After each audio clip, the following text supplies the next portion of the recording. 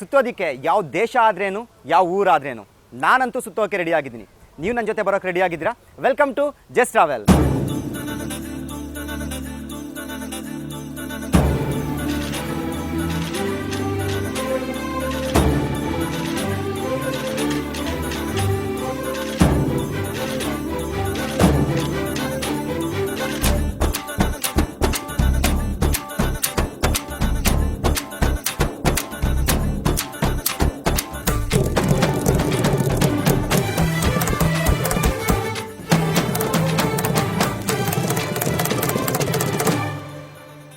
Friends, ನಾವೀಗಿರೋದು ಕೇರಳದ famous Alleppey back water ಹತ್ರ.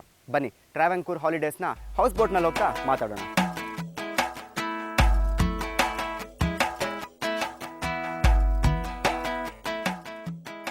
ನಾವು ಚಿಕ್ಕವರಾಗಿದ್ದಾಗ ಮಳೆ ಬಂತು ಅಂದರೆ ಸಾಕು, ಖುಷಿನೋ ಖುಷಿ. ಯಾಕೆ ಹೇಳಿ, ಕೈಗೆ ಸಿಕ್ಕಿದ ಬುಕ್ ತಗೊಂಡು ಪೇಪರ್ಸ್ ಕಟ್ ಮಾಡಿ ಚಿಕ್ಕ ಚಿಕ್ಕ ಬೋಟ್ನ ಮಾಡಿ ಅದನ್ನು ನೀರಲ್ಲಿ ಬಿಟ್ಟು ಅದ್ರ ಹಿಂದೆನೇ ಓಡ್ತಾ ಇದ್ವಿ. ಆ ಸ್ಕೂಲ್ ಡೇಸ್ನ ಯಾರು ತಾನೇ ಮರೀತಾರೆ ಹೇಳಿ. ಚಿಕ್ಕ ಪೇಪರ್ ಬೋಟ್ನ ನೋಡಿ ಆಗ ಎಂಜಾಯ್ ಮಾಡ್ತಿದ್ವಿ. ಅದೇ ಕೇರಳದ ಅಲಪಿನಲ್ಲಿ ನೋಡಿ, ಕಣ್ಣಿಗೆ ಬೇಕಾದಷ್ಟು variety boats, specially house boat, most attractive one.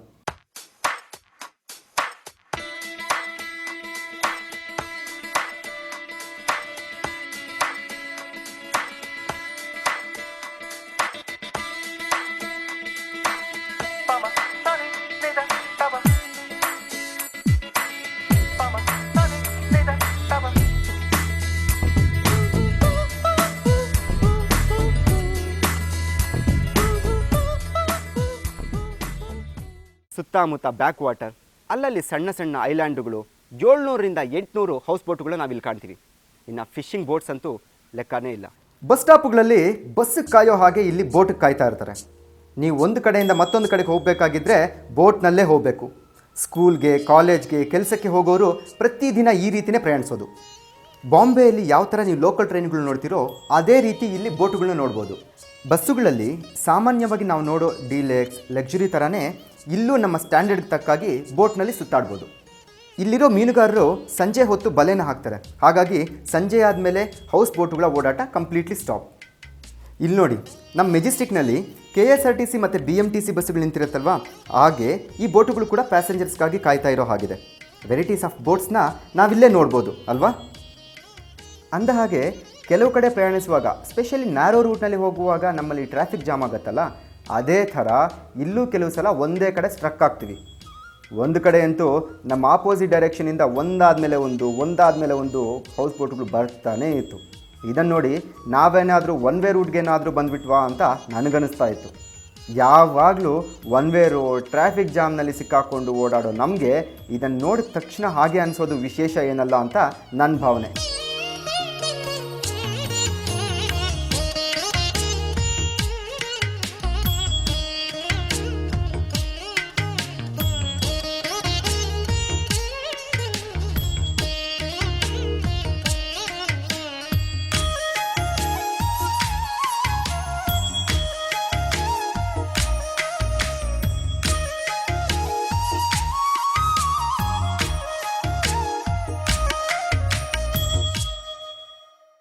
ನಾವು ಯಾವ ಥರ ಮನೆಗಳಲ್ಲಿ ಕಾರೋ ಬೈಕೋ ಇಟ್ಕೊಂಡಿರ್ತೀವೋ ಅದೇ ಥರ ಇಲ್ಲಿ ಪ್ರತಿಯೊಂದು ಮನೆಯಲ್ಲೂ ಕೂಡ ಅವ್ರದ್ದೇ ಆದಂಥ ಒಂದೊಂದು ಬೋಟುಗಳನ್ನ ಇಟ್ಕೊಂಡಿರ್ತಾರೆ. ಕಾರಣ ಇಷ್ಟೇ, ಇವರು ಹೆಚ್ಚಾಗಿ ದೋಣಿಲೇ ಓಡಾಡೋದ್ರಿಂದ ತಮ್ಮಗಳದ್ದೇ ಸ್ವಂತ 2-3 ಬೋಟುಗಳನ್ನ ಇಟ್ಕೊಂಡಿರ್ತಾರೆ. ಇಲ್ಲಿರೋ ಹೌಸ್ ಬೋಟುಗಳಲ್ಲಿ ಎಲ್ಲ ರೀತಿ ಫೆಸಿಲಿಟೀಸ್ ಕೂಡ ಇರುತ್ತೆ. ಸಿಂಪಲ್ ಆಗಿ ಹೇಳಬೇಕು ಅಂದರೆ ನಮ್ಮ ಮನೆಗಳು ಹೇಗಿರುತ್ತೋ ಅದೇ ಥರ ಇರುತ್ತೆ ರೀ ಈ ಹೌಸ್ ಬೋಟುಗಳು. ಇದರ ಹೆಸರೇ ಹೇಳೋ ಹಾಗೆ ನೋಡೋಕ್ಕೆ ಡಿಟ್ಟೋ ಮನೆ ಥರನೇ ಇರುತ್ತೆ. ಆರಾಮಾಗಿ ಕೂರೋಕ್ಕೆ sofa set, dining table, dish connection ಇರೋದ್ರಿಂದ ಹಾಗೆ ಟಿವಿನೂ ನೋಡ್ಬೋದು. ನಮ್ಮ ಅನುಕೂಲಕ್ಕೆ ತಕ್ಕಂತೆ ಹೇಗೆ ಸಿಂಗಲ್ ಬೆಡ್ರೂಮ್, ಡಬಲ್ ಬೆಡ್ರೂಮ್ ಮಾಡಿಸಿರ್ತೀವೋ ಹಾಗೆ ಈ ಹೌಸ್ ಬೋಟ್ನಲ್ಲಿ 5 ರೂಮುಗಳವರೆಗೂ ಸಿಗುತ್ತೆ. ಒಂದು ಬೋಟ್ನಲ್ಲಿ ಎಷ್ಟೇ ರೂಮುಗಳಿದ್ರೂ ಒಂದು ಫ್ಯಾಮಿಲಿಗೆ ಮಾತ್ರನೇ ಕೊಡೋದು. ಹಾಗೆ ಕ್ಲೀನ್ ಆ್ಯಂಡ್ ಹೈಜಿನಿಕ್ ಕಿಚನ್ ಕೂಡ ಇರುತ್ತೆ.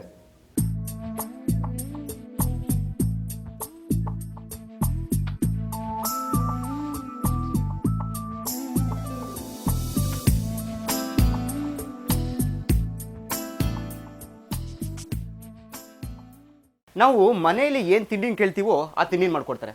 ಅದೇ ರೀತಿ ಈ ಹೌಸ್ ಬೋಟ್ನಲ್ಲಿ ಕೂಡ. ನನಗಂತೂ ಇಡ್ಲಿ ಚಟ್ನಿ ತಿನ್ನಬೇಕು ಅನ್ನಿಸ್ತು, ಆರ್ಡರ್ ಮಾಡಿದ್ದೀನಿ, ನೋಡೋಣ.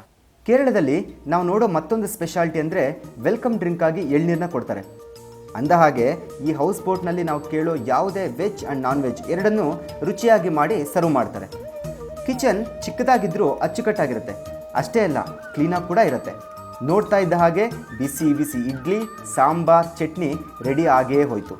ನನಗಂತೂ ಸಿಕ್ಕಾಪಟ್ಟೆ ಹಸಿವಾಗ್ತಾ ಇತ್ತು. ಒನ್ ಬೈ ಒನ್ ಇಡ್ಲಿ ತಿನ್ನೋಕ್ಕೆ ಶುರು ಮಾಡೇ ಬಿಟ್ಟೆ. ತಿಂಡಿ ತಿಂದು ಬಿಸಿ ಬಿಸಿ ಕಾಫಿ ಕುಡಿತಾ ಸುತ್ತಲಿನ ಪರಿಸರನ ಹಾಗೇ ನೋಡ್ತಾ ಕಾಲ ಕಳೆದೆ. ಸಂಜೆ ಹೊತ್ತು ಬಿಸಿ ಬಿಸಿ ಬಜ್ಜಿನ ಮಾಡಿಕೊಟ್ರು. ಇದಕ್ಕಿಂತ ಇನ್ನೇನು ಬೇಕು ಹೇಳಿ? ಇಲ್ಲಿಗೆ ಹೊರದೇಶದಿಂದಲೂ ಹೆಚ್ಚಿನ ಸಂಖ್ಯೆಯಲ್ಲಿ ಪ್ರವಾಸಿಗರು ಬರ್ತಾರೆ. ಈ ರೀತಿ ಬೋಟ್ನಲ್ಲಿ ಆರಾಮಾಗಿ ಕೂತು ಸುತ್ತಾಡೋದಂದರೆ ಎಲ್ಲಿಲ್ಲದ ಖುಷಿ ಅವ್ರಿಗೆ. ಕೆಲವರು ಒಂಟಿಯಾಗಿ ಏನೋ ಚಿಂತೆ ಮಾಡ್ತಾ ಹೋಗ್ತಿದ್ರೆ, ಇನ್ನೂ ಕೆಲವು ಜೋಡಿ ಹಕ್ಕಿಗಳು ಸಂತೋಷದಿಂದ ಸಾಕ್ತಾರೆ. ಅದೇ ರೀತಿ ಫ್ಯಾಮ್ಲಿಗಳನ್ನು ಕೂಡ ಇಲ್ಲಿ ಕಾಣ್ತೀವಿ. ಯಾಕೋ ನನಗೂ ಒಂದು ಸಲ ಬೋಟ್ನ ಡ್ರೈವ್ ಮಾಡೋಣ ಅಂತನಿಸಿ ಅವ್ರ ಹತ್ರ ರಿಕ್ವೆಸ್ಟ್ ಮಾಡಿಕೊಂಡು ಅವ್ರ ಸೀಟ್ನಲ್ಲಿ ಕೂತೆ. ಚಿಕ್ಕ ಮಕ್ಕಳು ನಿಂತಿರೋ ಕಾರ್ ಸ್ಟೇರಿಂಗ್ ತಿರುಗಿಸ್ತಾರಲ್ವ, ಹಾಗೆ ನಾನು ತಿರುಗಿಸೋಕೆ ಶುರು ಮಾಡಿದೆ. It's on amazing experience. ಎರಡೂ ಕಡೆ ತೆಂಗಿನ ಮರಗಳು, ಭತ್ತದ ಹೊಲಗದ್ದೆಗಳ ನೋಡ್ತಾ ಇದ್ದರೆ ಸಮಯ ಕಳೆಯೋದೇ ಗೊತ್ತಾಗಲ್ಲ.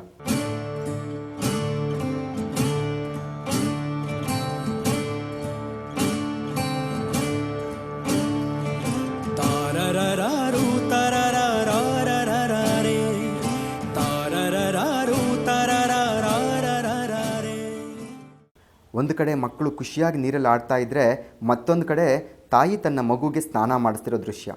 ಇಲ್ಲಿರೋ ಜನಗಳ ಜೀವನ ಚಿತ್ರಣ ನೋಡ್ತಾ ಸಾಕ್ತಾ ಇದ್ದ ಹಾಗೆ ಸಂಜೆ ಸೂರ್ಯನು ತನ್ನ ಡ್ಯೂಟಿ ಮುಗಿಸಿ ಹೊರಡಲು ಸಿದ್ಧನಾದ.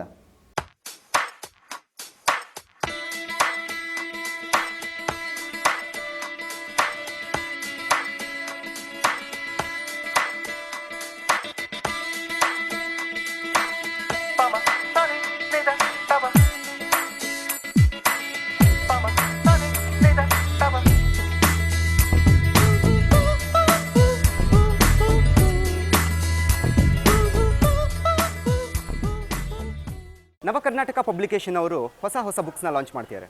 ನೀವು ಆ ಬುಕ್ನ ಓದಿದ್ರೆ ನಿಮಗೂ ಒಳ್ಳೆ ರೀತಿಯ ಮಾಹಿತಿ ಸಿಗುತ್ತೆ.